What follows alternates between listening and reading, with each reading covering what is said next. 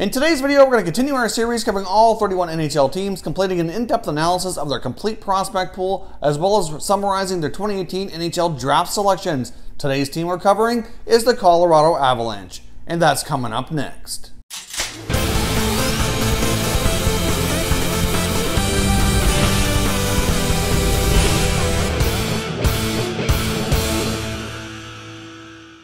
Hey everyone, and welcome back to another video here at Top Shelf Hockey. If you're new to the channel, thanks for stopping by. We review and discuss all 31 NHL teams, so if you're a huge hockey fan, consider subscribing and clicking the bell so you don't miss anything.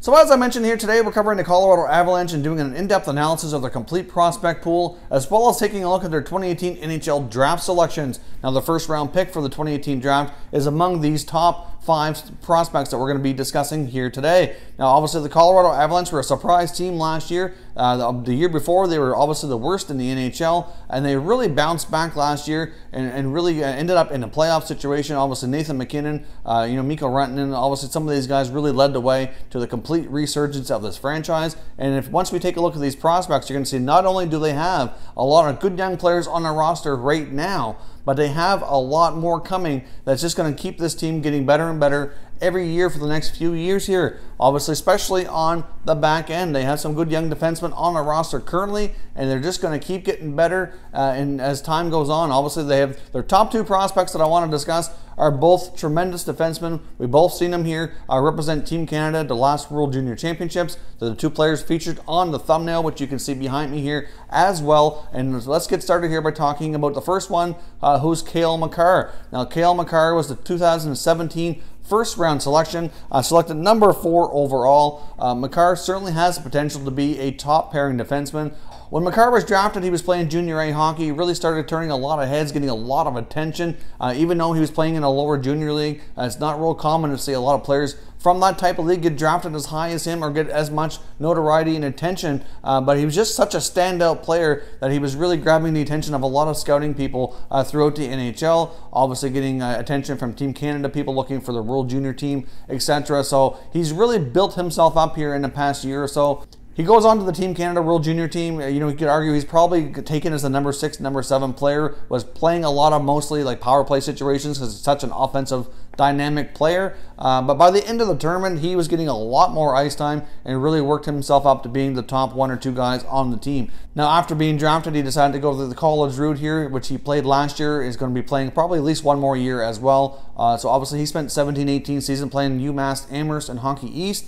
He put up some terrific numbers there as well. Not going to blow you away with those numbers, but he's certainly progressing quite nicely and really projects to be a top pairing defenseman with tremendous offensive abilities.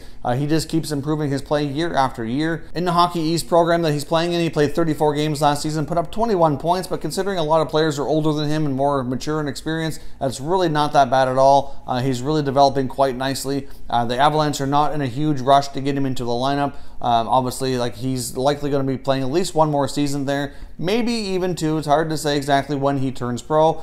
Obviously, Makar's defensive game is the area that needs the most work, as is the case with most young defensemen. So that's something he's continuing to focus on. But by the time he reaches the NHL, like I said, he projects to be a top pairing offensive dynamic defenseman. So the Avalanche really have themselves quite a gem here with Cale Makar. Now the next guy we're going to talk about as well really is no slouch offensively and has the same sort of projections as Makar.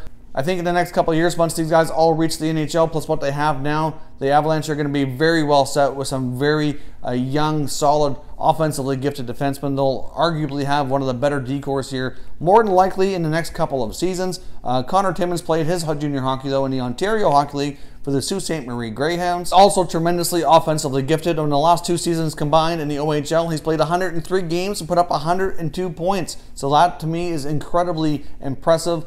Timmins also impressed at the World Junior Championships along with Makar for Team Canada. As the tournament went on, he kept playing a bigger role, getting more ice time. And by the end of it, I really think those 2 guys were Canada's top 2 defensemen. Connor Timmins was also selected in 2017 NHL Draft, came a little bit later, early into the 2nd round, number 32 overall here for Colorado.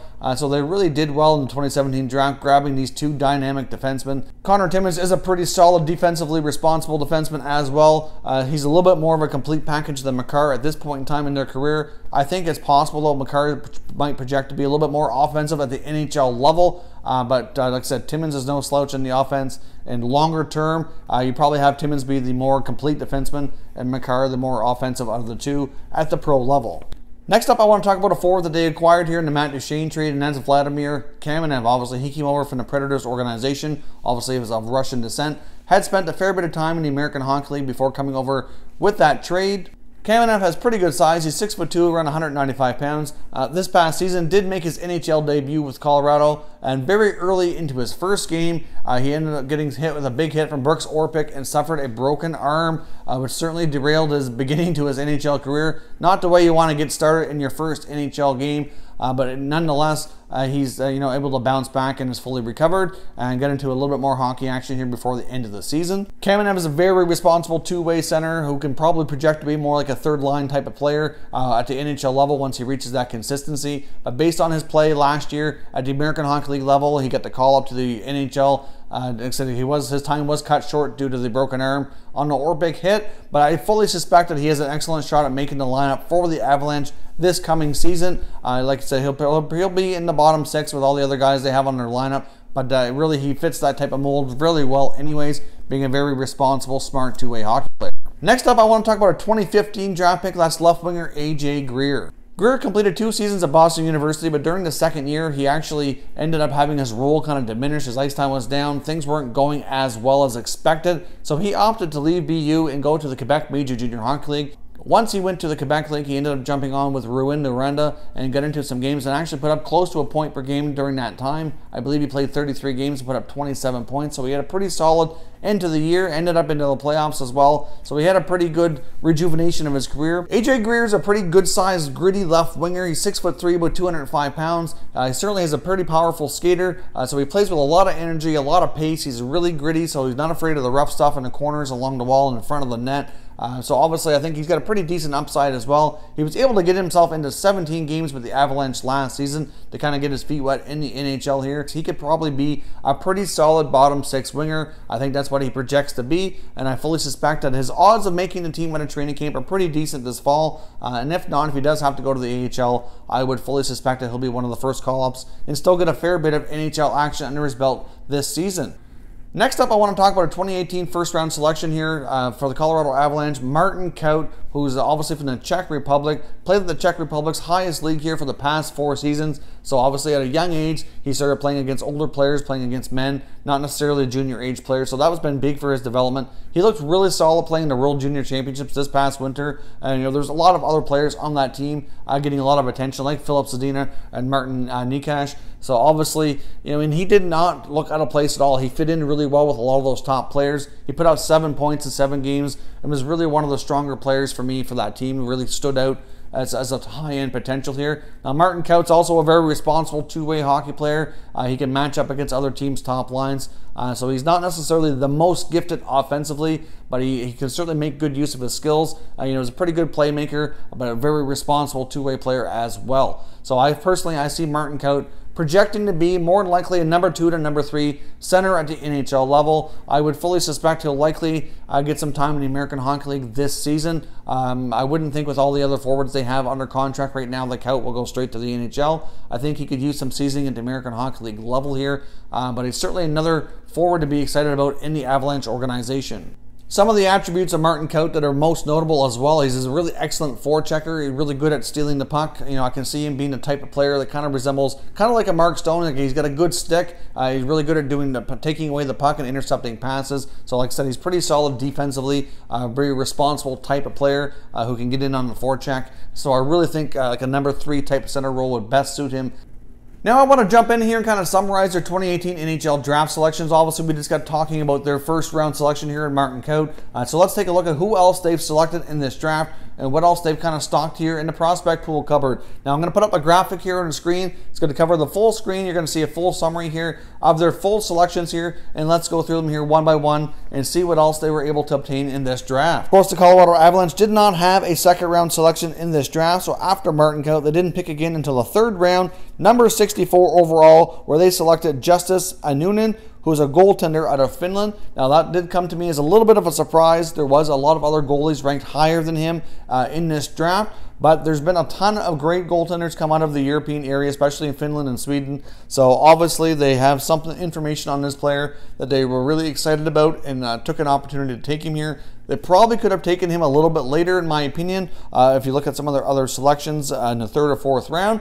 But obviously, this is a player they must have been high on to use such a high selection on him. The next selection for the Avalanche was also in the 3rd round, number 78 overall, where they selected a right winger out of the USHL, Sampo Ranta. So obviously, Ranta, obviously pretty solid looking right winger.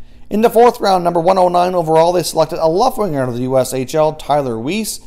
Number 140 overall in the 5th round, they selected a center out of the OHL's Hamilton Bulldogs, Brandon Saigon. Also in the 5th round, number 146 overall, they selected a Russian defenseman, Danila Zervalov. And in the 6th round, number 171 overall, they took another Russian player, a right winger, Nikolai Kovalenko. And number 202nd overall in the 7th round, near the very end, they selected another goaltender, this time out of Russia, Shamil Shamakov. So as you can see here, the Colorado Avalanche took a pretty good wide selection of players here at the 2018 NHL Draft. They got themselves a couple of goaltenders, some centers, wingers, defense. They really took a wide variety of players to cover all bases here. So obviously, I think overall they did pretty decent considering what they had for draft picks. Obviously, the Avalanche only had one pick in the first 2 rounds. They made the most of it. I think Kaut does project to be a pretty solid player. Obviously, there's some other players they could have considered with that pick, but I think he fits well with the organization, with what they already have in their prospect pool here. So overall, I think there's lots to look forward to with the Avalanche, especially on their back end. They have some really exciting players coming up. And in the next couple of years, I fully project the Avalanche to have one of the best decors here in the NHL.